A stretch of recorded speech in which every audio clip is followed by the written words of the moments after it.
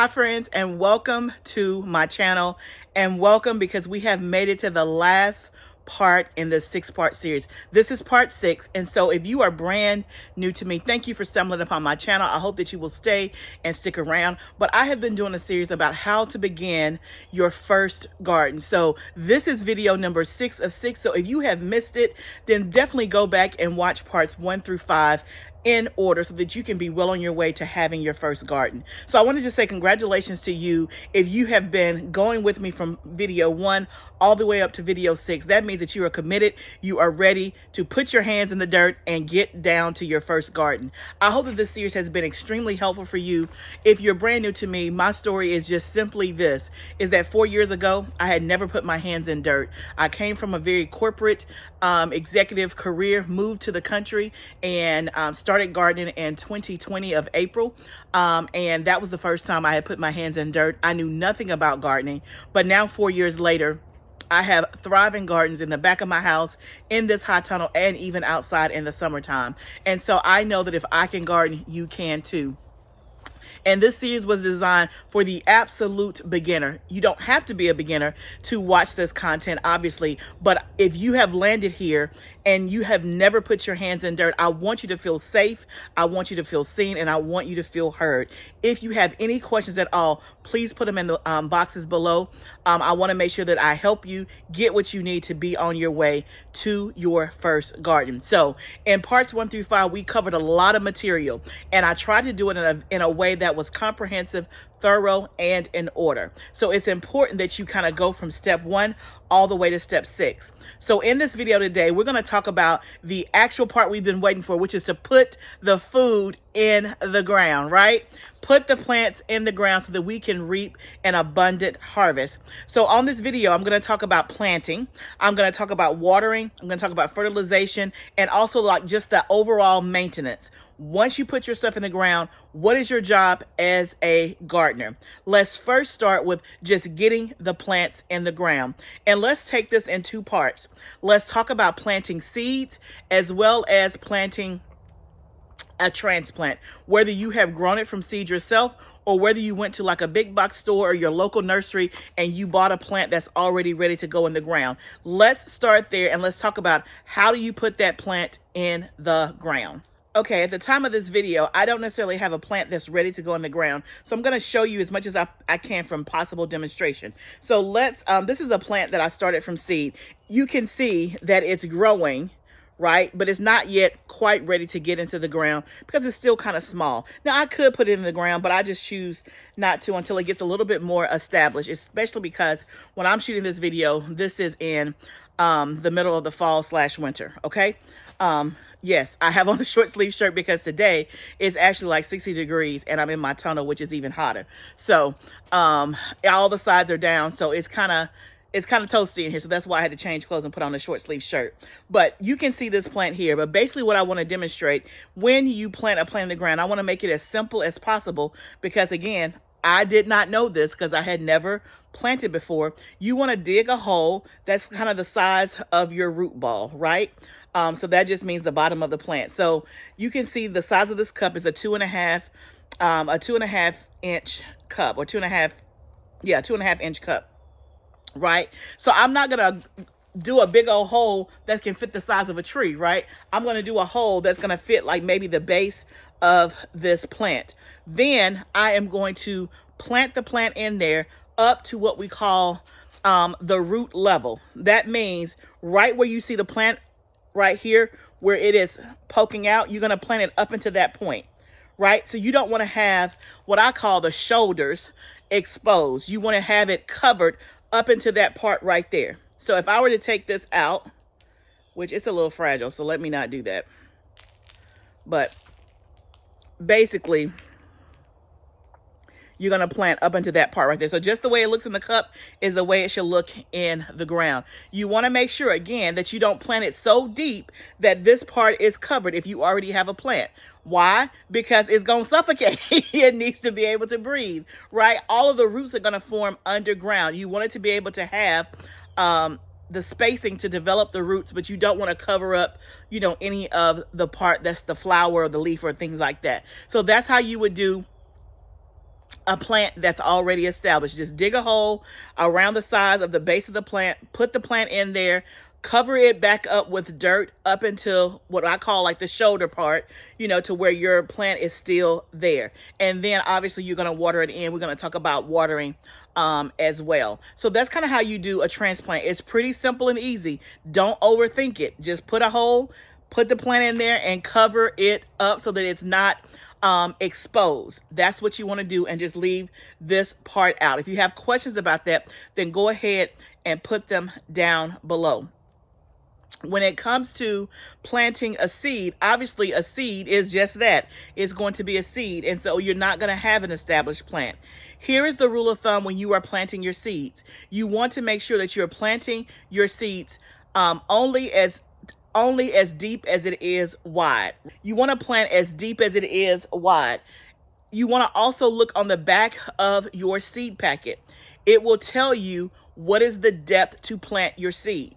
So when I say plant it, the depth, as wide as deep as it is wide, right? That means that if you have a bigger seed, like a squash seed is much bigger than a lettuce seed. A lettuce seed is going to basically just be on the top of the ground. We call that almost like surface sowing, okay? Surface sowing, like, so it's just right at the surface because the seed is small. Versus a squash seed is bigger. You're going to plant a squash seed about an inch below the soil. Not 5 inches, not 2 inches, an inch, right? Because it's about an inch wide. So think about your seed, and you can go, like I said, 1 to 2 inches. 1 or 2 times double the width of the seed. That's how far you can go in the ground. But the best thing to do is to look on your seed packet. It will say surface sow. It'll say 1/4 of an inch. It may say 1/2 of an inch. It may say an inch, depending on the size of the seed. Okay, so that's very important. The reason why that's important, a lot of people feel like they cannot grow food, that they cannot garden because they put some seeds in the ground and nothing came up. More than likely, you planted your seeds too deep. The seed has just enough energy in the seed and under the seed coat to be in the soil, get the proper nutrients like sunlight and water. It has just enough energy to break through the soil. That's all the energy it has. So if it's supposed to be an inch below the soil and you put it 3 inches below the soil, it is down there and it has enough energy to break forth, but it's never going to come through the soil because it does not have enough energy to be able to break the soil from 3 inches down into the soil. It just has enough for 1 inch, okay? So that's why it's really important. This is not haphazard. This is not, I'm just going to do what I want to do. You have to follow whatever the guidelines are for those seeds, and every seed is going to be different. And until you get to a place that you know what it is, look on the back of your seed packet. Google it. How far deep should I plant this seed? Okay? And like I said, all of them are going to be different. It's really important that you get that part, because again, a lot of you are thinking you can't grow anything. It's because you've planted your seeds too deep, or you've planted them all the same depth and they're all different seeds. Like a lettuce seed, you cannot put that an inch below the ground. It needs to be like right below the surface because the seed is so tiny. Okay, if you have questions about that, put them down below. Okay, I want to show you actually from the seed packet. So here is a packet of seeds from In My Garden. We've talked about this before, but on the back of the packet, let me find it. Right up here. Let me move my fingers. It's telling you to plant the seed, which is a lettuce seed in this packet, 1/4 of an inch deep. So it tells you exactly what to do. Okay. And then also on the back of the packet, it tells you how many days it's going to take for it to germinate. We're going to talk about germination next. The next thing it's going to tell you is how many days to maturity. That means from the time you put the seed in the ground until it's time to harvest. This one says 80 days. It also tells you the plant spacing, 6 to 8 inches. So remember, we talked about this in a previous video. And so now we're actually pulling everything together when it's time to plant.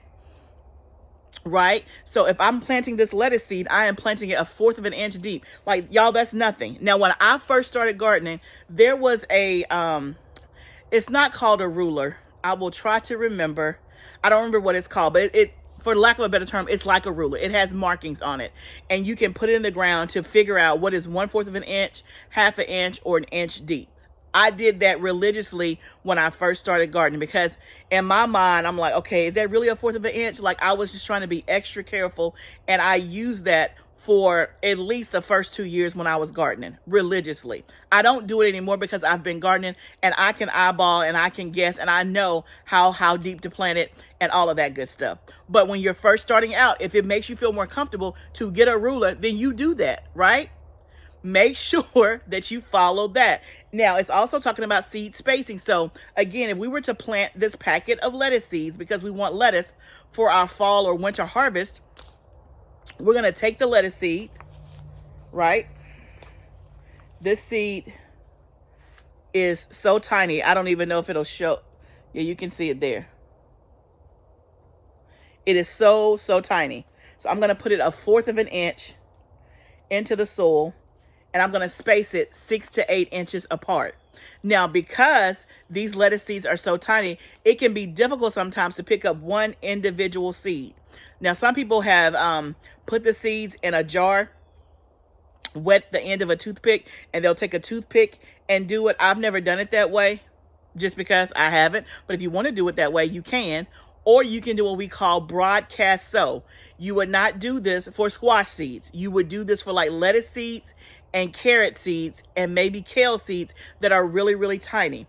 Broadcast sow is what you think it is. You're going to broadcast it, right? So I'm going to take a bunch of lettuce seeds in my hand and I'm going to dig me a row, and I'm just going to throw the seeds in there all throughout the row.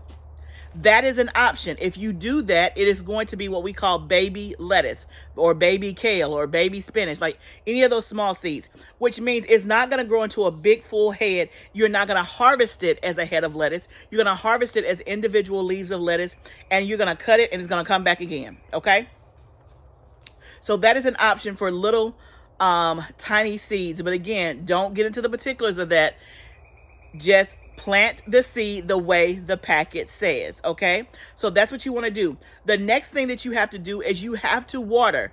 This is not an episode where you plant your seeds today and you come back and you water 2 days later. When you are planting seeds and when you are planting new plants like transplants, you need to water it immediately. Immediately means before you go back in the house, okay? It doesn't mean that, oh my goodness, let me do put my spinach seed in, water. Let me do another spinach seed, water. You don't have to do that. Get all of your planting done and then come back and just water everything in. Okay? Here's the reason why that's important.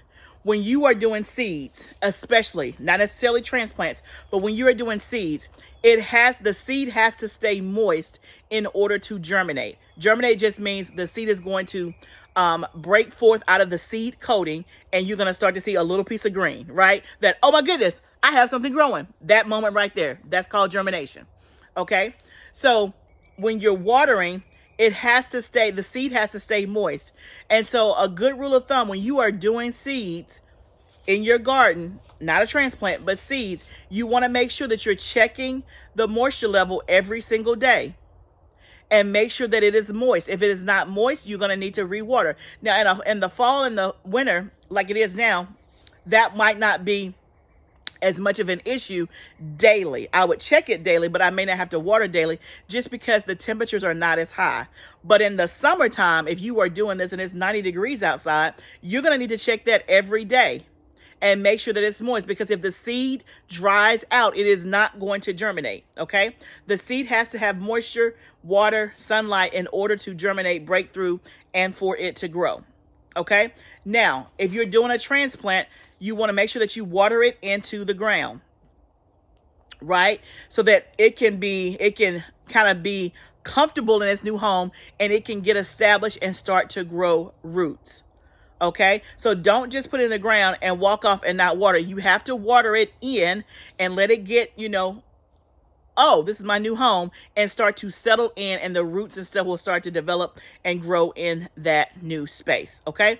If you have questions about that, put it down below. Now let's talk about actual watering. And I'm going to actually give you a demonstration of how you should be watering your plants ideally. Okay, when it comes to watering your plants, there's usually three options: a good old hose pipe, a sprinkler system, or drip irrigation. Those are usually the three ways that people are going to water their gardens. Now, I started off with a hose pipe and sprinkler system. We have everything.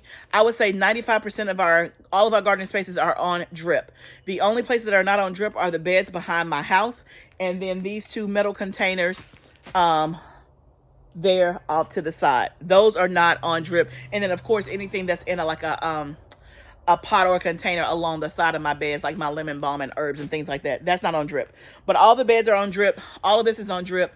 All of the outside is on drip. Okay, drip is definitely the way to go, especially if you have large spaces like I do, because it can take me an hour in the summertime to just water the outside garden. And so having drip gives me back time.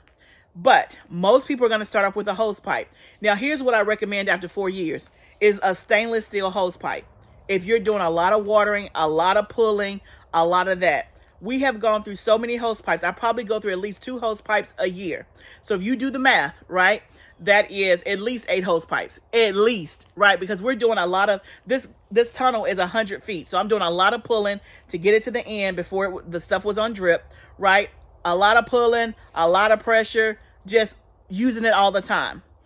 So I've gotten, this was the first one that I've gotten, that's stainless steel. I've had it for 6 months. So far, I love it. I have not had any issues. It don't kink.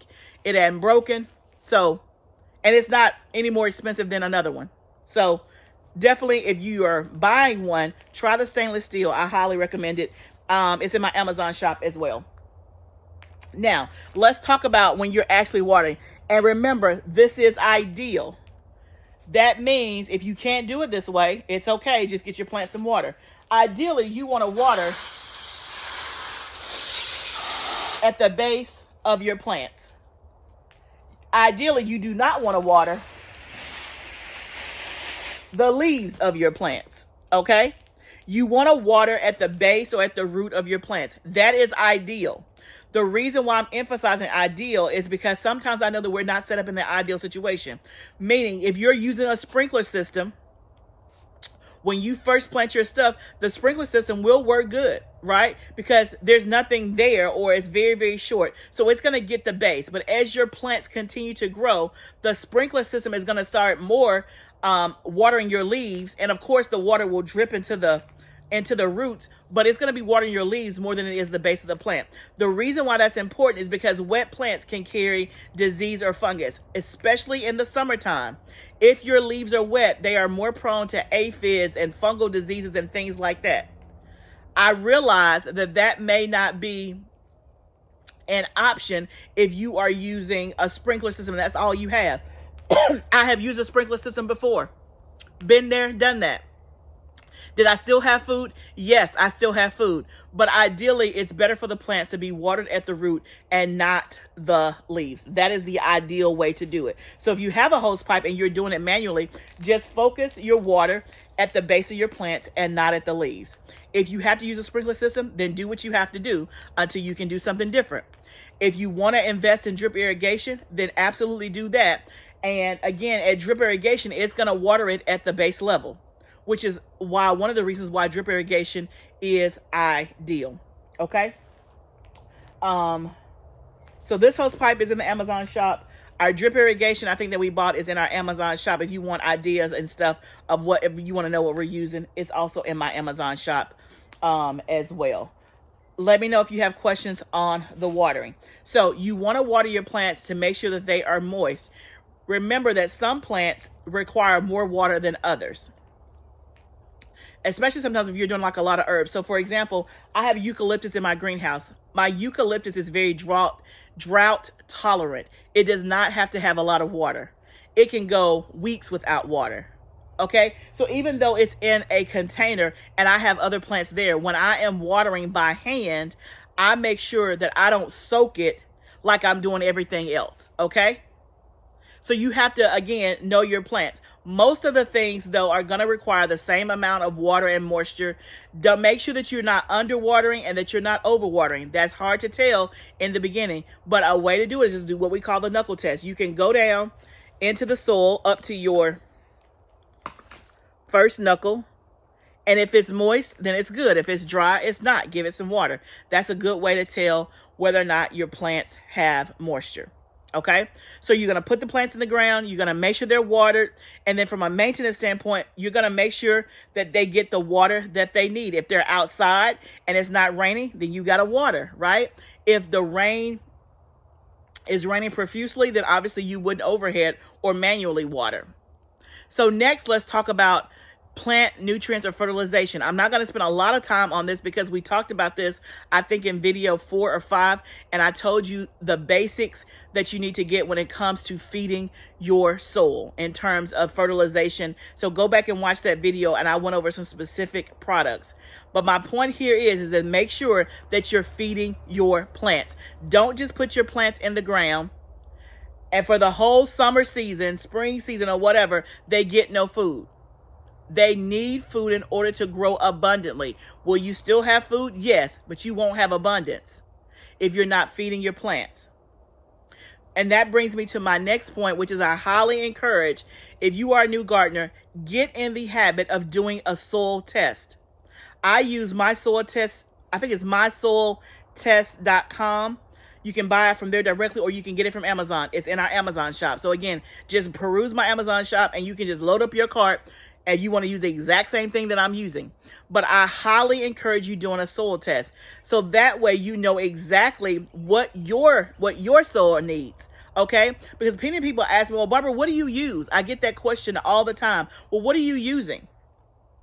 And I will usually share the product. Well, I always will tell you what I'm using, but I usually will share the overall products that I know. Okay, worm castings, ultra prebiotics, and things, ultra and rev.com, because those are like just general. That's going to help your plants no matter what. But there are other things that I use for my plants based on what they are deficient in. And what my soil is deficient in is not going to be what your soil is deficient in.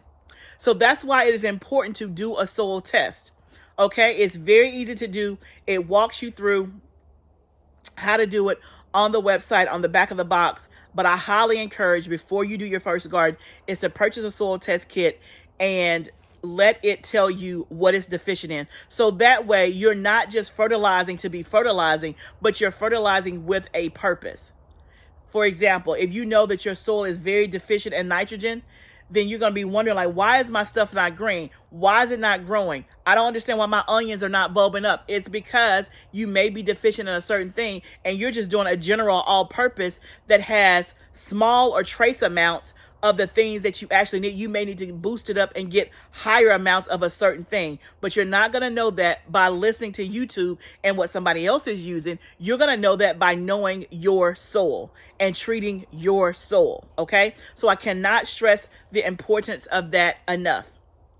Now, here's my final message, because we've talked about everything from A to Z. Now it's time to just do it. There's no excuse to not just put something in the ground. The only plant that's not going to grow is the plant that you don't try to grow. The only seed that's not going to grow is the one that you keep in the packet that you don't put in the ground. And so I want to encourage you. I have given you all that I know to give to help you feel safe and feel confident that you can grow food. If I missed anything, please put it down in the comments. If I have to come back and do a bonus video, I absolutely will. So let me know if there's any subject that I did not talk about that you feel like as a beginner that you need to know. But I want you to go forward, and I want you to be successful in your first garden. I want you to feel confident that you can grow food. We've talked about everything about what you're going to plant in. We've talked about zones. We've talked about where to get your seeds from. We've talked about all the products. You have enough information to start your garden. I wish you the best of success. I remember it was just 4 years ago, and I did my first garden. I was scared. I was intimidated. I was clueless. And I remember kneeling down on my knees, asking the Lord to help me.